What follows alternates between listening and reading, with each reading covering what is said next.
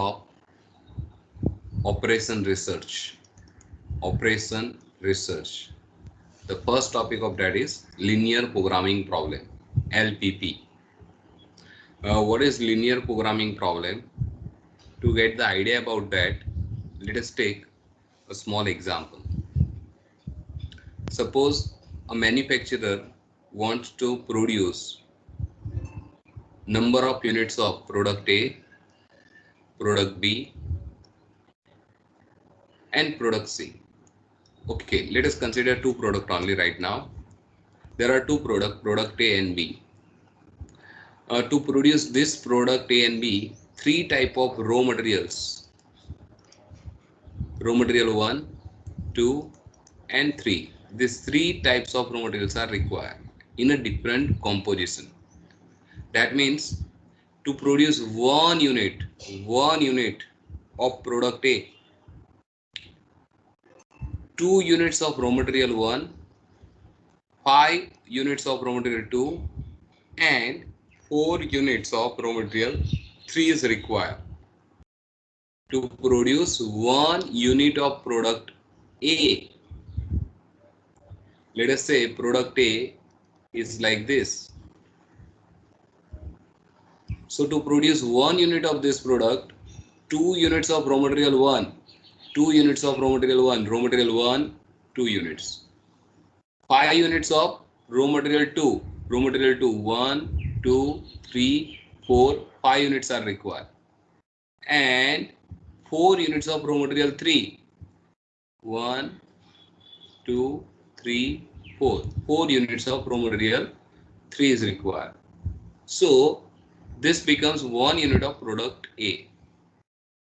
Now to produce 1 unit of B, 3 units of raw material 1, 4 units of raw material 2, and 3 units of raw material 3 is required. Means if you want to produce 1 unit of product B,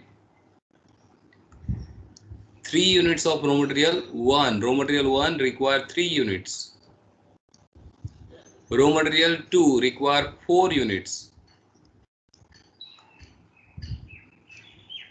And raw material 3 require 3 units.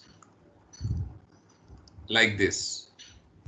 Now company has only 600 units available for raw material 1. 800 units of raw material 2 is available, and let us say 450 units of raw material 3 is available. So this is the availability of raw materials. Now if company produce and sold 1 unit of product A, then company will get profit of, let us say, 1000 rupees. So 1000 rupees is the profit per unit by selling 1 unit of product A. And if company sell 1 unit of product B, in that case company is able to get the profit of 1200 rupees. So this is the profit for per unit for product A and B respectively. Now the question is, how many units of product A and product B company has to manufacture to get the maximum profit, subject to the availability of raw material. Subject to the availability of raw material. That is the question. So we want to find out how many units of A and B company has to produce to get maximum profit. So let us assume X1 is the number of units of product A that is produced and sold. X2 is the number of units of product B. So what is X1 and X2? X1 and X2 are the number of units of product A and B respectively. So can you tell me what is the total profit of the company at this situation? What is the total profit of the company?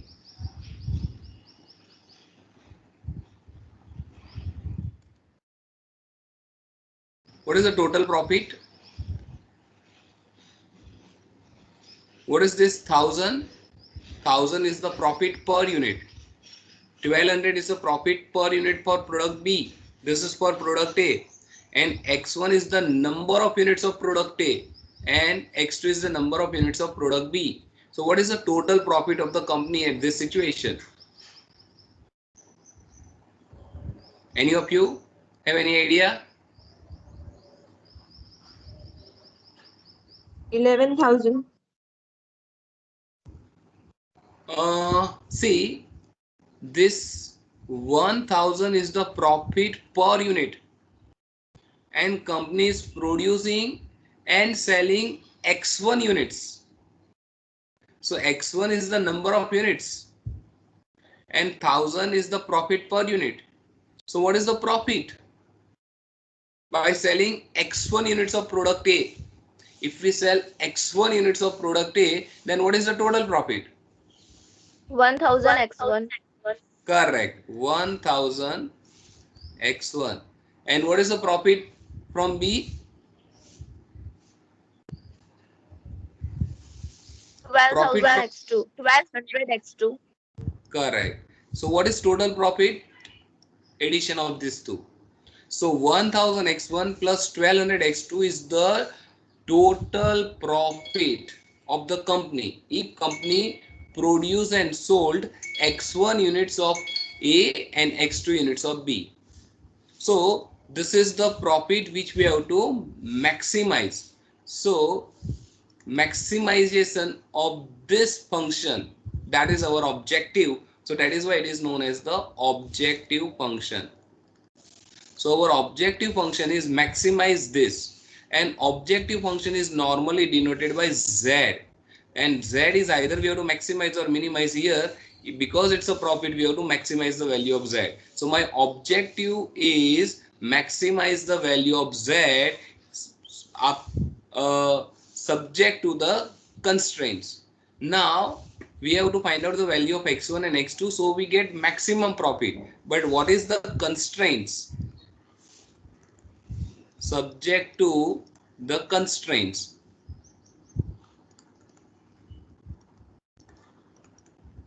So my first constraint is regarding raw material 1. So can you tell me what is my first constraint regarding raw material 1? What is the constraint? What is the condition?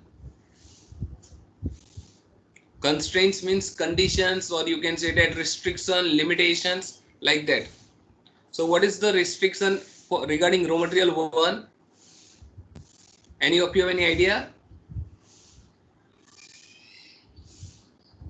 Okay, now tell me, what is the required raw material for raw material of 1 if we produce X1 units of A and X2 units of B? What is my total requirement of raw material 1? If we produce X1 units of A and X2 units of B, what is the total requirement of raw material 1? 5X1 X2. No, not 5. Why? Because you cannot add these two things. Because we are going to produce X1 units of A. So in A we require, now see, if we produce in this way, we produce, let us say 20 units of A and 30 units of B. So my total requirement is not 5 times 20 plus 30, that means 50. That is wrong. So tell me the perfect answer. 600. See, once again listen carefully. What is my total requirement of raw material 1 if we produce X1 units of A and X2 units of B? If we produce X1 units of A and X2 units of B, what is my total requirement of raw material 1? Like if we produce 20 units of A and 50 units of B, what is total requirement of raw material 1?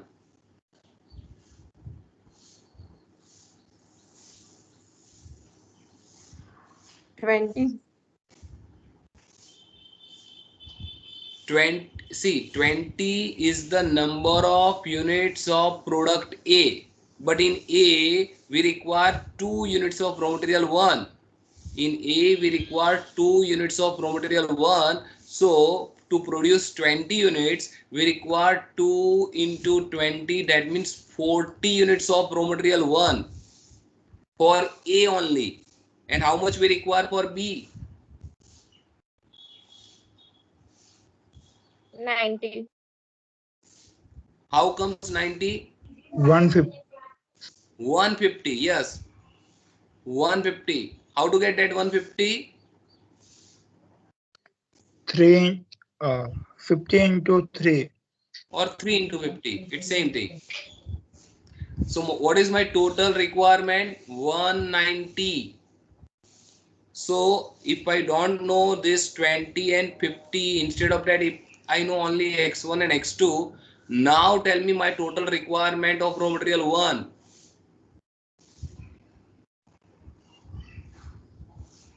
Total requirement of raw material 1.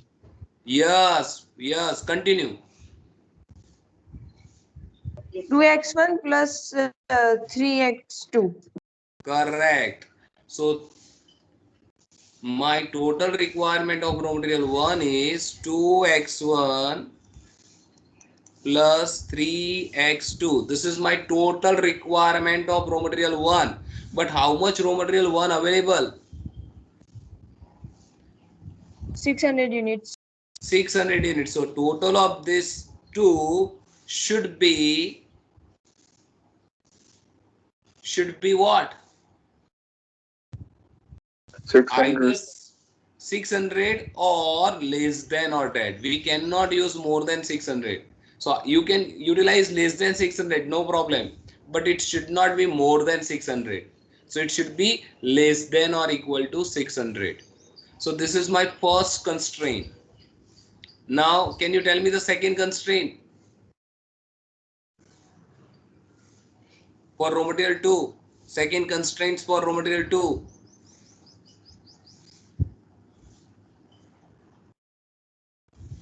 What is the constraints for raw material 2? 5x1 plus 4x2 less or equal to 800. Less than or equal to 800. Correct. And next one.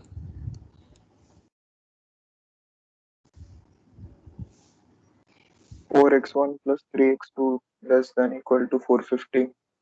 Correct. So these are my 3 constraints regarding raw material 1, 2 and 3. And obviously x1 and x2 are number of units. It cannot be negative. So they are maybe 0 or more than or equal to 0. So it is greater than or equal to 0. So this is known as linear programming problem. This one is known as linear programming problem. So this is my linear programming problem. See, in linear programming problem, why it is known as linear programming problem? So first thing, all the constraints and objective function is linear because the power of x1 and x2 are 0. They are like ax plus by equal to c, or less than or equal to c, or greater than or equal to c, like this.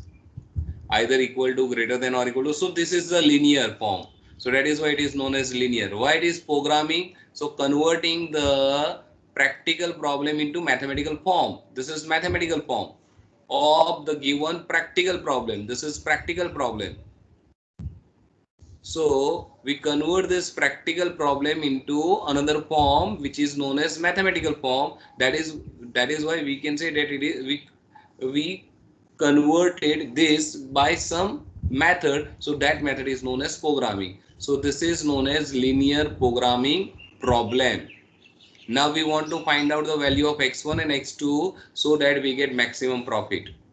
And to find out the answer of this, there is one method which is known as graphical method. By using graphical method, we are able to find out the answer of this question easily. But there is a limitation of graphical method. This method is applicable only when there are 2 variables. If there are more than two variables, this graphical method is not possible. So let us discuss another problem. Instead of this two product A and B, company has three product, let us say C, and that C product requires same raw material, but here we require only two, here three, and here one, and profit from this product C is, let us say, 1100 per unit. And if we are going to produce x3 units of C, so C is one another product, and that C require 2 units of raw material 1,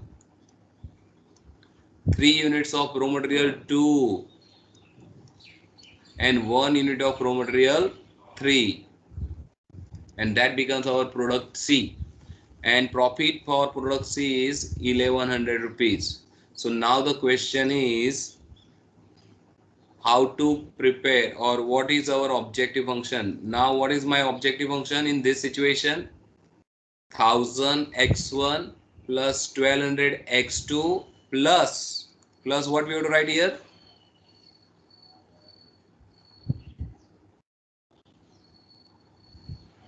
1100 x3. Correct, 1100 x3. And now what is my first constraint regarding raw material 1? What is my constraint regarding raw material 1? 2x1 2x1, plus yes, 3x2 plus 2x3 is less than or equals to 600. correct. So we require to add one more variable in each constraint. Now in second constraint here we require to add 3x3, and in last constraint we require to add 1 into x3, that means only x3, and this x1, x2, x3 all are greater than or equal to 0. So this is also linear programming problem, but here there are three variables. If number of variables are more than 2, any number of variables but more than 2, in that case we have to use simplex method, and that is the method we are going to discuss in our today's lecture, simplex method. So simplex method is the method to solve linear programming problem for any number of variables. If there are two variables or more than two variables, you can use simplex method. But listen, if there are two variables only and if nothing is mentioned in the question, it's always better to go for graphical method instead of the simplex method, because simplex method is lengthy as well as difficult. So it's better to use graphical method whenever it is applicable. But we know that graphical method has limitation. It is possible only for two variables. And if there are more than two variables, here there are three variables, maybe we have a 10 variables. That is also possible. So 10 variables and 3 constraints. That type of problem is not possible to solve by using graphical method. We have to go for the simplex method only. So this is my linear programming problem having 3 variables and 3 constraints. 3 variables and 3 constraints, and we want to find out the answer of this. Just for the simplicity, let us remove this constraint, because 3 by 3 problem is quite difficult as well as lengthy. So we will discuss that in our another lecture. Let us discuss this question right now. So there are only two raw material 1 and 2 which we require to use. So just remove this from the question. So now my question is like this: there are three variables, each there are three product, each product required two raw material 1 and 2, and this 600 and 800 units are available, and to produce ABC three product, different composition of raw material 1 and 2 required, and profit is given. And now we want to find out how many units of product A and B company has to manufacture to get the maximum profit. So this is my linear programming problem, and Now I want to find out the answer of this question. So how to solve this? So let us start simplex method. Once again, simplex method is applicable for any number of variables, whether problem having two variables or more than two, but simplex method is the only method if there are more than two variables. That means for two variables you have a choice, you can use simplex method as well as graphical method.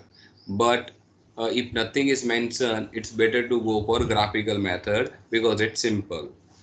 So simplex method we have to use when more than two variables are there, it is compulsory. And for two variables, if it is mentioned clearly, solve the problem by using simplex method, then and then we have to go for simplex method. Otherwise we have to always use graphical method if nothing is mentioned. Okay, now to find out the solution of this by using simplex method, first step, see your objective function. Our objective function should be in maximized form. By chance, if it is in minimized form, we have to convert into maximized form. To convert minimized problem into maximized, just we have to multiply the objective function by -1. So just you have to multiply this by -1 if it is in minimized form. So the first step is check your objective function. If it is in maximized form, keep that as it is. So here it is in maximized form. So let us keep that as it is. So first step, convert the given problem into standard form. So standard form of given linear programming problem. Standard form of given linear programming problem, LPP. Okay, the first step, see the objective function. If it is in maximized form, keep that as it is. If it is in minimized form, convert it into maximized form by multiplying it by -1. Right now it is already in maximized form, so keep that as it is.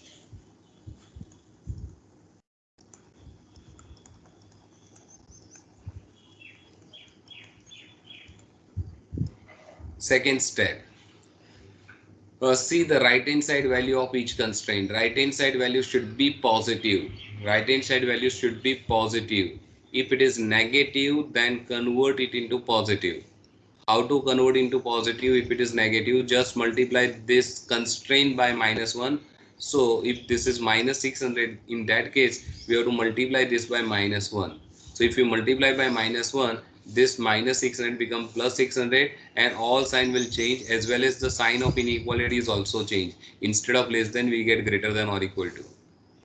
Once again, if this is negative, then we have to multiply this by -1. In that case, obviously sign of all this will change, as well as the sign of inequality also change. Instead of less than, we get greater than or equal to. Instead of greater than or equal to, we get less than or equal to if we multiply it by -1. Okay, now see here both are positive, so nothing we have to do now for this particular step 2. Now the next step 3. See, if the constraint having less than or equal to sign, if constraint having less than or equal to sign, you have to add slack variable. If constraint having less than or equal to sign, you have to add slack variable. If constraint having greater than or equal to sign, then you have to subtract surplus variable, and you have to add artificial variable.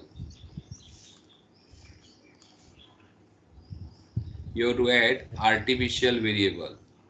And if constraint having only equal to sign, you have to add artificial variable. Now once again, if less than or equal to sign is there, that indicate what? Total of this should be either 600 or less than that. So it may be 550, 500 or 590, anything. So if this is less than or equal to 600, then in this we have to add something.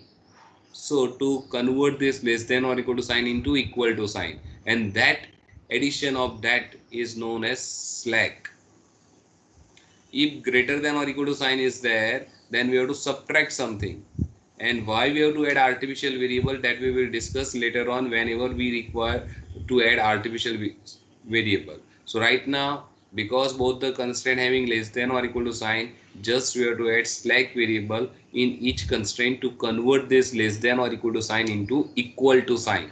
So convert this all the inequalities into equalities by adding slack variable or subtracting surplus variable, and we require to add artificial variable for certain situation. Why, that we will discuss later on. Okay, so once again, here because of less than or equal to sign, we have to add something in this. So what we have to do, see, subject to 2x1 plus 3x2 plus 2x3 plus, you have to write something which is known as slack variable, which is denoted by s1, and here you have to write equal to. So this s1 may be 0. Can you tell me when s1 becomes 0?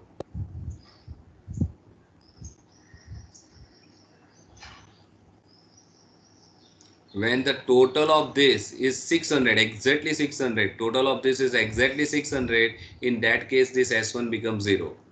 And if total of this is less than or less than 600, then my s1 is something. So my s1 should be greater than or equal to 0. Either it is 0 or more than 0. Similarly, our second constraint is 5x1 plus 4x2 plus 3x3. Here you have to add once again one another variable, let us say s2, and equal to 800. So this s2 is also greater than or equal to 0. So both the slack variables are always, slack variables as well as surplus variables are always greater than or equal to 0. And you have to rewrite this objective function, maximize objective function. You have to rewrite maximize z equal to 1000 x1 plus 1200 x2 plus 1100 x3 plus this s1 and s2 you have to write with 0 coefficient, 0 into s1 plus 0 into s2. So 0 into anything is 0, so it does not affect our objective function, it remains as it is. But here we included all the variables in our objective function, original as well as slack variables, and all these values x1, x2, x3, s1, s2 are more than or equal to 0, and that is known as the standard form of the linear programming problem. So this is my standard form. So in standard form, see, what is the standard form? Our objective function should be in maximized form, that is the first thing, and it contains all the variables. Second, all the constraint must having equal to sign, and right hand side values should be positive. So right hand side value should be positive, that is the first thing, and all the constraint having equal to sign instead of greater than or less than. By adding slack or surplus variable, we are easily able to convert greater than sign or less than sign into equal to sign. So this is my standard form of the given linear programming problem. Now, once we have a standard form, we have to convert this into tabular form. So now we have to convert this information into tabular form.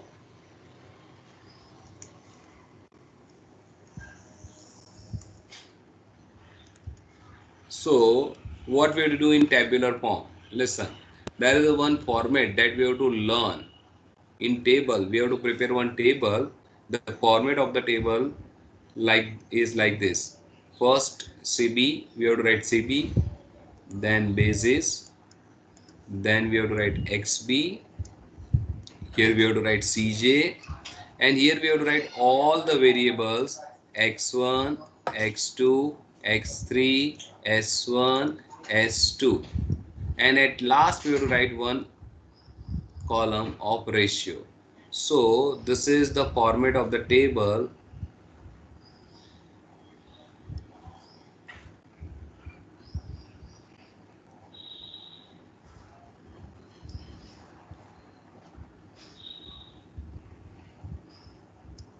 And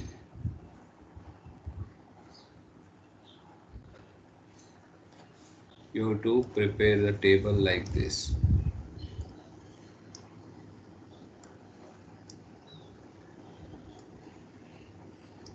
Okay, now in the top row of the table here, Cj, C stand for coefficient, coefficient of all these variables from the objective function. The coefficient of x1 in objective function, this is my objective function, and the coefficient of x1 is what? 1000. So here you have to write 1000. Coefficient of x2 is 1200, so we have to write 1200 here. Coefficient of x3 1100, so we have to write 1100. Coefficient of s1 is 0 and s2 is 0. So it is very easy to convert the problem into tabular form. Just you have to learn this. Here in CJ you have to write coefficient. Okay, after that, always in each of the table you have to write first. Here instead of this you can write basis here, you can write basis here, and here you can write CB. It's same thing. Okay, here first one, here you have to write always slack variables or surplus variable. In the simplex method 1, in the first table you have to write here slack variable. So there are only two slack variable, s1 and s2. And for this slack variable you have to write the coefficient. This is coefficient. Once again, this is coefficient, but it is for j stand for all the variables, and this b stand for only basis variable. So coefficient of basis variable, s1 and s2 are basis variable and their coefficient. So once again, coefficient of s1 and s2, they are what? 0. So you have to write 0 here. Okay, xb, here you have to write the right hand side value of the constraint. This value you have to write in xb, that is what? 600 and 800. So this table you have to learn, the format of the table you have to learn. So here you have to write 600, here you have to write 800. Now this first row, how to write first row? By using first equation. So see my first equation, it is this: 2x1 plus 3x2 plus 2x3 plus s1 equal to 600. So coefficient of x1, that is what? 2. So here you have to write 2. x1 you have to write 2. Coefficient of x2 is 3. So here you have to write 3. Coefficient of x3 is 2. So here 2. Coefficient of s1, that is here 1, because it should be 1 into s1. So you have to write 1. And there is no s2, so you have to write coefficient of s2 is 0. So this is the way to write the first row. Now second row, you have to write the coefficient of x1, x2, x3 and s2. So coefficient of x1 is 5. So here you have to write 5. Coefficient of x2, see the coefficient of x2, that is what? 4. Coefficient of x3, that is what? 3. There is no s1, so coefficient of that is 0, and coefficient of s2, that is what? 1. And then, so this is nothing but the tabular form of the given standard form. So this is our standard form of the given linear programming problem. Converting this standard form into tabular form, the format of the table should be like this, and we get one standard form. Then after, you have to calculate the value of Zj. Now the question is how to calculate Zj. So it's very easy to calculate Zj. There is one formula of Zj. It is like sigma Cb into Xj. Cb means this one, and Xj means you can take this or this or this, depends. So if you want to find out this value, so you have to take this as a value of Xj, and Cb is this. So just multiply corresponding value and add. So 0 into 2, that is obviously 0, and 0 into 5, that is also 0. So multiplication this with 2 is 0, multiplication of this with this is 0, and the total of that sigma is the value of Zj. So my answer for Zj for this it should be 0. Now here, so what we have to do, we have to take this, and our CB is fixed. So 0 into 3, that is what, 0, and 0 into 4, that is what, 0, and the total of that is 0. So this way we have to calculate all the values of Zj. Obviously here, because these values are 0, we get all the values 0 here. But this is the formula that we have to apply. Okay, once we have Zj, you have to calculate one more thing, Cj minus Zj. Now calculate Cj minus Zj. How to calculate Cj minus Zj? So this is our Cj and this is our Zj. Subtract these two.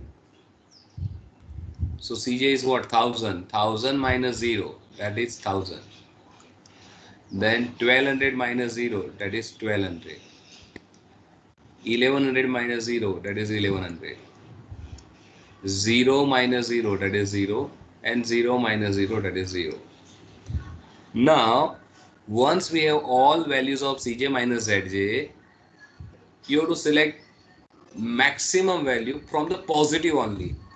If there is no positive, that indicates it is the end of the problem. But if there are positive values, then you have to select the maximum one. Here, three values are there: 1000, 1200, and 1100. These are the positive values, and you have to select the maximum one. So maximum is what? 1200. So you have to select this one. This indicate the corresponding variable. That means what? X2. X2 will enter into the basis. So in place of S1 or S2, this variable X2 will enter. So X2 will enter into the basis. That is the decision that is possible to take by using the positive value of Cj minus Zj, and we have to select the highest value. By chance we have a two highest value. Let us say this is also 1200 and this is also 1200. You can select anyone randomly. Okay, right now that is not the problem. So only one positive value is maximum value is there. So let us select this one. Now this indicates this variable x2 will enter into the basis. Now to decide at which place x2 will enter, means one variable leave. Out of this two, one will leave the basis, and in that place we have to enter this x2. Means we have to replace s one variable, and we have to write x2 in place of that. Out of this two we have to remove one, and we have to, in that place we have to put x2, because the x2 is the highest value of Cj minus Zj from positive. So which we have to remove? For that we have to find out the ratio. That is also known as the replacement ratio, or it is also known as replacement ratio. The formula is very simple. The formula is xb divided by positive values of key column. That is the formula. So positive value of key column. So positive value of key column. So key column, this is known as key column, and these are the values of key column 3 and 4. These are the values of key column. So x2 will enter, and the corresponding positive values of this column are 3 and 4. And now we have to take the ratio of this 3 and 4 with the values of xb. And where is my xb? This is my xb. So take the ratio. So how to take the ratio? This 600 divided by 3. So you have to write like this: 600 divided by 3. So what we get here? 200. And here 800 divided by 4. So what we get? 200. So by chance, instead of this 600, instead of this 600, if it is 900, in that case, here we have to write 900 divided by 3. That means we get here 300. So here we get 300, and here we have a 200. So out of this two, we have to select the minimum one, minimum, and that is what 200. That indicate the corresponding variable, that means what, S2. This S2 will leave the basis. This S2 will leave the basis, and in that place we have to write X2. If it is different values like this 300 and 200, we have to select the minimum one. We have to select the minimum one. But right now we know that this is not 900, it is 600, and that is why here we have 300, sorry, 600 divided by 3, that means 200, and here also we have 200. So both are same. In that case you can select anyone randomly. In that case you can select anyone randomly. But if these two values are different, then you have to select the minimum one. So that is you have to learn. So the ratio, how to calculate ratio? XB divided by positive value of key column. By chance, if this is negative, by chance if this value is negative, so in that case don't take ratio, just you have to write dash. If it is negative, then no need to write, no need to find out ratio. So here the formula is very clear, positive value of key column. So by chance if this is negative and this one is 0, if we have this type of situation, so in that case no need to take ratio of any of this two number, and we can write only one sentence. It is not possible to proceed this, and we have to write only one sentence, that ratio is not possible. That is why the problem has unbounded solution. Problem has unbounded solution.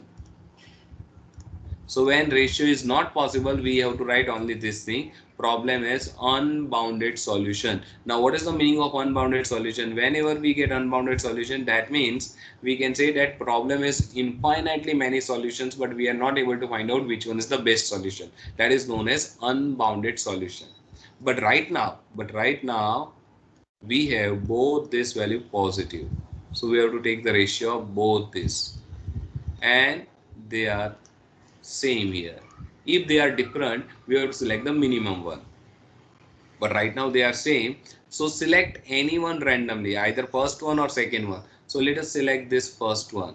So that indicate this corresponding variable, which one, S1 will leave the basis, and in that place which one will enter, X2 will enter. So in next table we have to introduce X2 in place of S1 in the basis.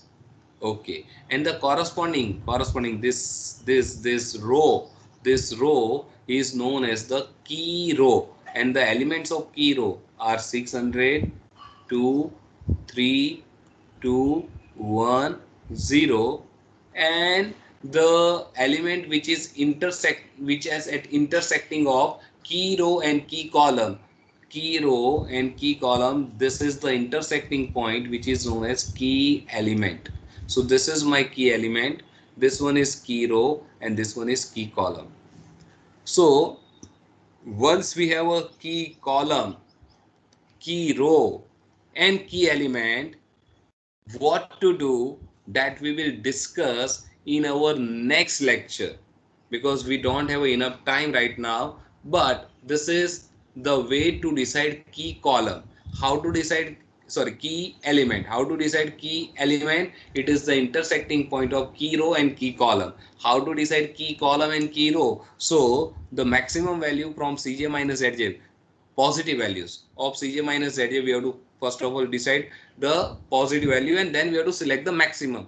The corresponding variable is corresponding column is known as key column, and from this key column and XB column we are able to find out the ratio. The formula of that is XB divided by positive value of key column. So if anyone is negative, don't take ratio. If no one is positive, we are not able to take the ratio. That means problem is unbounded solution. But if you find positive value, take the ratio, and from the ratio you have to select the minimum one, and the corresponding variable is leave the basis, and the corresponding row is known as key row, and the column is a key column in which the variable which will enter into the basis, that column is known as key column, and the intersecting point of key row and key column is known as key element. And once we have key row, key column, and key element, it is possible to start next table, and that we will discuss in our next lecture.